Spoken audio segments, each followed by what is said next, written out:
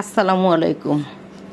আজকে নুডলস রান্না করতে করতে একটু গল্প করি আপনাদের সাথে। আমি সবসময় এভাবেই নুডলস রান্না করি। নুডলস রান্না শেখানোর কোনো কিছু নেই। আমার এই নুডলস রান্নাটা আলহামদুলিল্লাহ যে খায় তারই খুব ভালো লাগে, সে আবারও খেতে চায়। তো ঘটনা যেটা ঘটেছে, গত রোজার ঈদে চাঁদ রাত্রের দিন আমি নুডলসটা রান্না করেছিলাম এরকমভাবেই। তো সকালে নামাজ পড়তে যাবে, ছেলে বলল যে নুডলস দাও, নুডলস খেয়ে যাব। দিলাম। নুডলস খেয়ে দেখে যে নুডলস একটুও মজা হয় নাই। পরে প্যাকেটটা খুলে দেখি অন্য ব্র্যান্ডের একটা নতুন নুডলস, সেই জন্য হয়তো বা ভালো লাগে নাই। তো ওইভাবেই ছিল।